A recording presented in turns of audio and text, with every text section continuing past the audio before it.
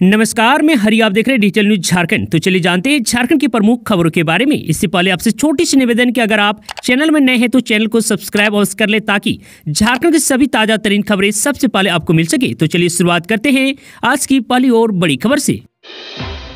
56 लाख महिलाओं को मिले 2500 रुपये। सीएम हेमंत सोरेन ने जारी की मैया सम्मान योजना की राशि। जी हां, झारखंड के मुख्यमंत्री हेमंत सोरेन ने सोमवार को राज्य की 56 लाख से भी अधिक महिलाओं के बैंक अकाउंट में मैया सम्मान योजना के तहत दिसंबर महीने की किस्त के रूप में 2,500 हजार रुपये की राशि ट्रांसफर की है। इस अवसर पर रांची के नामकुम खोजाटोली ग्राउंड में एक वृहद कार्यक्रम आयोजित हुआ, जिसमें पूरे राज्य से करीब 2 लाख महिलाएं मौजूद रही। बता दूं कि सीएम सोरेन ने महिलाओं को संबोधित करते हुए कहा, यह राशि आपको आर्थिक तौर पर स्वावलंबी बनाने की दिशा में एक बड़ा कदम है। हमारी सरकार ने चुनाव के पहले जो संकल्प लिया था उसे पूरा करते हुए आज हमें बेहद खुशी हो रही है। आपको बता दूं कि सीएम हेमंत सोरेन ने रिमोट का बटन दबाकर राज्य की कुल 56,61,791 महिलाओं के बैंक खाते में कुल 14,15,44,77,500 रुपए की राशि ट्रांसफर की है। 5 महीने पहले जब यह योजना शुरू हुई थी तब महिलाओं को प्रतिमाह 1,000 रुपये दिए जा रहे थे, लेकिन चुनाव के ऐलान के ठीक पहले सरकार ने कैबिनेट में यह राशि बढ़ाकर 2,500 रुपये करने की स्वीकृति दी थी। हेमंत सरकार ने 450 रुपये में गैस सिलेंडर देने का वादा झूठा किया। बाबूलाल मरांडी। जी हां, भारतीय जनता पार्टी भाजपा के प्रदेश अध्यक्ष एवं पूर्व मुख्यमंत्री बाबूलाल मरांडी ने राज्य की हेमंत सोरेन सरकार पर चुनाव के दौरान किए गए वादों से पलटने का आरोप लगाया है। उन्होंने कहा कि सरकार बनने के कुछ दिन बाद ही यह सच्चाई सामने आने लगी कि हेमंत सोरेन और इंडिया गठबंधन के नेताओं ने जनता से झूठे वादे किए थे। मरांडी ने सोशल मीडिया प्लेटफॉर्म एक्स पर लिखा है कि जब इंडिया गठबंधन ने 450 रुपये में गैस सिलेंडर और 3200 रुपये प्रति क्विंटल धान खरीदने का वादा किया था, तब जनता ने इसे अपने भविष्य की उम्मीद के तौर पर देखा था। और वहीं अब इधर हेमंत सरकार से इन वादों को पूरा करने की मांग की जा रही है, तो मुख्यमंत्री से लेकर सभी मंत्री बहाने गढ़ने में व्यस्त हैं। हेमंत सरकार का रवैया केवल जनादेश का अपमान नहीं है, बल्कि नवनिर्वाचित विधायकों को भी उपहास का पात्र बना रहा है। मरांडी ने आगे लिखा, जनता समझ चुकी है कि 5 लाख सालाना नौकरी के जुमले की तरह 450 रुपये में गैस सिलेंडर देने का वादा भी केवल सत्ता प्राप्ति के लिए एक परपंच था। आने वाले दिनों में इस गठबंधन सरकार के झूठ परत दर परत और उजागर होंगी। हेमंत सोरेन ने जब महिलाओं से पूछा कि मैया सम्मान योजना की 2500 रुपये की राशि को क्या करोगी, इस पर महिलाओं ने शानदार जवाब दी है। आपको बता दूं, नामकुम के खोजाटोली स्थित आर्मी ट्रेनिंग ग्राउंड में मुख्यमंत्री ने 56,61,791 महिलाओं के बैंक अकाउंट में 14,15,44,77,500 रुपए की मैया सम्मान योजना की राशि ट्रांसफर की है। राशि हस्तांतरित करने के बाद मुख्यमंत्री हेमंत सोरेन ने रैंप पर चलते हुए लाभुक महिलाओं के बीच गया और पूछा कि इन पैसों का क्या करोगी। इस पर महिलाओं ने कहा कि बच्चों को पढ़ाएंगे, दवा खरीदेंगे, भविष्य के लिए जमा करेंगे, अब पति या सास ससुर पर निर्भर नहीं रहेंगे, उनसे पैसे भी नहीं मांगेंगे और जरूरत पड़ने पर उन्हें ही हम पैसे देंगे। छोटी छोटी आवश्यकताओं के लिए इन पैसों का होना बहुत ही महत्वपूर्ण है। मैया सम्मान योजना के पैसे के इस्तेमाल के बारे में बताते हुए हेमंत सोरेन ने कहा कि आप इन पैसों से बच्चों को ट्यूशन पढ़ा सकती है, अपने और बच्चों के लिए अब हर त्योहार में मनपसंद के कपड़े खरीद सकती हैं, गैस सिलेंडर खरीद सकती हैं। सरकार के अनाज पर अब जिंदा रहने की जरूरत नहीं है। घर के लिए पोषक आहार, मांस मछली खरीद कर खा सकती हैं। खून की कमी से जूझ रही महिलाएं अपने लिए पोषक आहार खरीद सकती हैं। बहुत से ऐसे गरीब हैं जो राशन का अनाज बेच देते हैं क्योंकि उसे राशन से ज्यादा पैसों की जरूरत होती है। शिकायत तो यह भी आई है कि अपनी जरूरतों को पूरी करने के लिए बच्चों को मिलने वाली साइकिल भी लोग बेच देते हैं।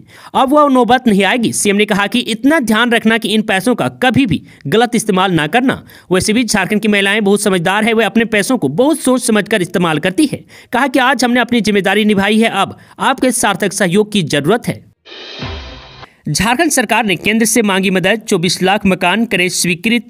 दरअसल आपको बता दूं, केंद्र सरकार से राज्य सरकार ने जरूरतमंदों के लिए 24 लाख आवास स्वीकृत करने की मांग की है। यह मांग केंद्रीय ग्रामीण विकास मंत्री शिवराज सिंह चौहान से राज्य की ग्रामीण विकास मंत्री दीपिका पांडे सिंह ने वीडियो कॉन्फ्रेंस के माध्यम से ग्रामीण विकास को लेकर 2 दिन पहले की गई समीक्षा बैठक के दौरान रखी है। मंत्री दीपिका पांडे सिंह ने बताया कि बैठक के दौरान यह जानकारी मिली है कि देश के सभी राज्यों में प्रधानमंत्री आवास के तहत कितने आवास की जरूरत और होगी, इसकी जानकारी के लिए एक सर्वे कराया जाना प्रस्तावित है। मंत्री दीपिका पांडे सिंह ने बताया कि उन्होंने केंद्र सरकार को अवगत करवाया है कि झारखंड में राज्य सरकार की ओर से 6,50,000 अगुआ आवास स्वीकृत किए गए हैं।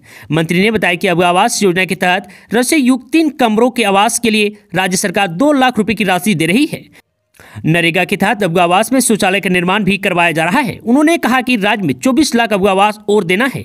केंद्र सरकार इसकी स्वीकृति दे दें और अगुआ आवास की तरह प्रधानमंत्री आवास को रसोई युक्त 3 कमरे का बनाएं और 2 लाख रुपए प्रति आवास उपलब्ध कराने की पहल करें। कम से कम अनुसूचित जनजाति के परिवारों को जिनका वार्षिक आय 50,000 रुपये से कम है उन्हें 2 लाख रुपए प्रति लाभुक को दिया जा सकता है। केंद्र से नहीं मिला बकाया 1.36 लाख करोड़ तो अब आर पार के मूड में हेमंत सोरेन की मंत्री। जी हां, केंद्र सरकार से कोयला रॉयल्टी मद में 1.36 लाख करोड़ रुपए बकाया वसूली को लेकर राज्य सरकार कोर्ट का दरवाजा खटखटाएगी। रविवार को मीडिया से बातचीत में वित्त मंत्री राधाकृष्ण किशोर ने कहा कि केंद्र सरकार बकाया राशि लौटाएं, इधर उधर की बातें ना करें। उन्होंने बताया कि पूर्व मुख्य सचिव सुखदेव सिंह ने इसे लेकर केंद्र सरकार को पत्र लिखा था। इसके बाद मुख्यमंत्री हेमंत सोरेन ने भी पत्र लिखा, लेकिन दोनों पत्रों का कोई जवाब नहीं दिया गया। और वहीं उन्होंने कहा कि हम कोई भीख नहीं मांग रहे हैं, केंद्र सरकार को हमारा पैसा लौटाना चाहिए। यदि केंद्र सरकार हमारा पैसा नहीं लौटाती है तो कानूनी रास्ता भी है। यह पूछे जाने पर कि कब तक कोर्ट जाएंगे, वित्त मंत्री ने कहा कि वर्षों से राशि बकाया है, हम सोच समझ कर काम करेंगे। दुष्कर्म पीड़िता का नाम उजागर करने का मामला, झारखंड के मंत्री इरफान अंसारी की याचिका पर सुनवाई से इनकार। जी हां, सुप्रीम कोर्ट से सोमवार को झारखंड के एक मंत्री को करारा झटका लगा है। कोर्ट ने मंत्री इरफान अंसारी की उस याचिका पर विचार करने से इनकार कर दिया जिसमें उनकी ओर से कथित तौर पर एक नाबालिग दुष्कर्म पीड़िता की पहचान उजागर करने के बाद शुरू किया गया आपराधिक मुकदमे को रद्द करने की मांग की थी। न्यायमूर्ति बीवी नगरत्ना और जस्टिस सतीश चंद्र शर्मा की पीठ ने मंत्री इरफान अंसारी के व्यवहार की आलोचना की। बता दो कि पीठ ने कहा कि आप हर चीज के लिए प्रचार चाहते हैं, यह केवल प्रचार के लिए था। कानून के तहत अनिवार्य जरूरतों का पालन नहीं किया गया।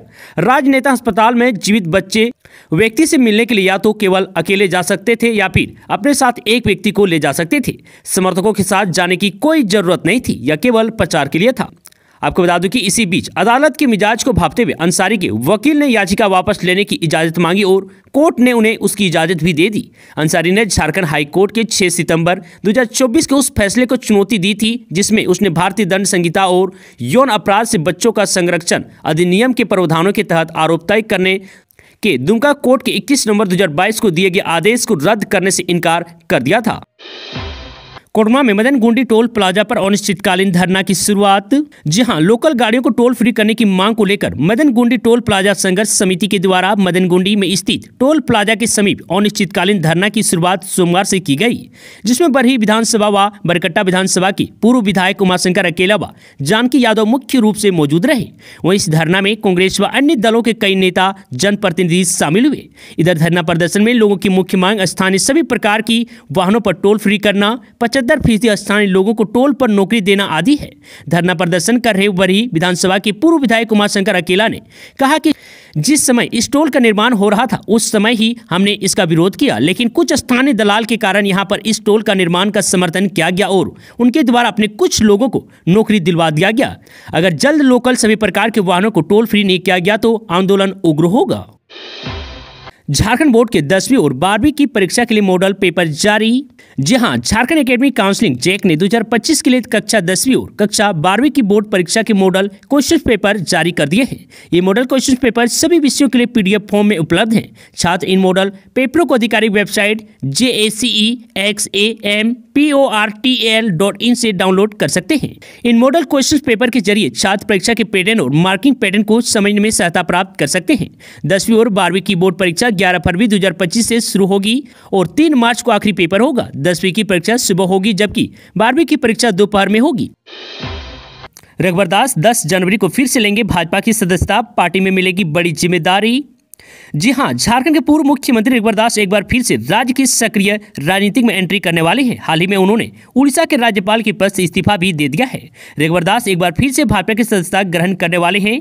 रघुवर दास एक भव्य समारोह में 10 जनवरी को भाजपा की सदस्यता लेंगे। फिलहाल यह तय नहीं है कि रघुवर दास की झारखंड की राजनीति में भूमिका क्या होगी, फिर भी उम्मीद है कि उनकी भूमिका काफी अहम होने वाली है। आपको बता दें कि रघुवर दास झारखंड के पहले मुख्यमंत्री हैं जिन्होंने 5 साल का कार्यक्रम पूरा किया था। इसके बाद उन्हें उड़ीसा के राज्यपाल की जिम्मेदारी सौंप दी गई थी। हाल ही में संपन्न झारखंड विधानसभा चुनाव में रघुवर दास ने अपनी पुत्रवधू पूर्णिमा दास को जमशेदपुर पूर्वी से चुनाव मैदान में उतारा था। पूर्णिमा दास ने कांग्रेस के अजय कुमार को पराजित कर चुनाव जीता था। जी हां, झारखंड में कांग्रेस कोटे से मंत्रियों ने एक बार फिर कांग्रेस मुख्यालय में जनता दरबार लगाना शुरू कर दिया है। सोमवार को प्रदेश कांग्रेस कार्यालय में राज्य की ग्रामीण विकास मंत्री दीपिका पांडे सिंह ने जन सुनवाई की और जनता की समस्या सुनी। ग्रामीण विकास मंत्री ने कई फरियादियों की शिकायत पर तत्काल अधिकारियों से बात की और अधिकारियों को मौके पर ही दिशा निर्देश दिए हैं।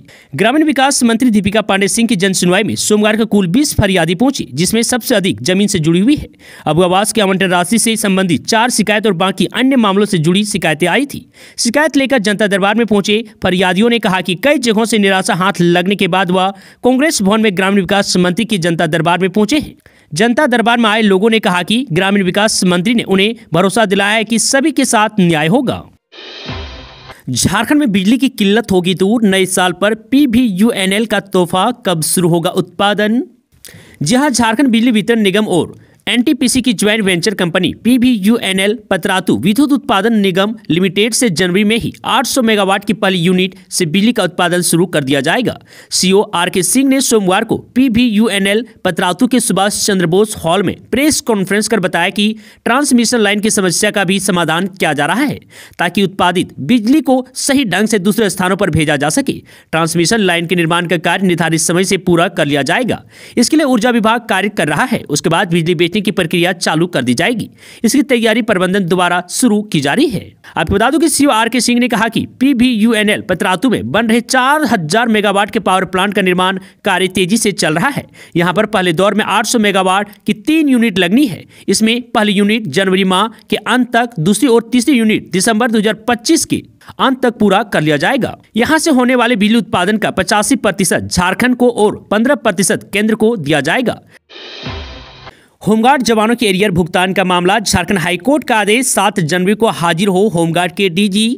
जहां राज्य के होमगार्ड जवानों के एरियर भुगतान से जुड़ी अवमानना याचिका पर झारखंड हाईकोर्ट में सुनवाई हुई। न्यायाधीश SN पाठक की कोर्ट ने होमगार्ड DG के हाजिर नहीं होने पर कड़ी नाराजगी जताई है। मौखिक टिप्पणी करते हुए न्यायाधीश ने कहा है कि क्या हाईकोर्ट को होमगार्ड के DG ने सिविल कोर्ट समझ लिया है। उन्होंने कड़ी नाराजगी जताते हुए अगली सुनवाई के दौरान 7 जनवरी को DG होमगार्ड को कोर्ट में हाजिर होने का आदेश दिया है। आज सुनवाई के दौरान राज्य की गृह सचिव कोर्ट में उपस्थित थी। यह जानकारी होमगार्ड एसोसिएशन के महासचिव राजवीर कुमार तिवारी ने दी है।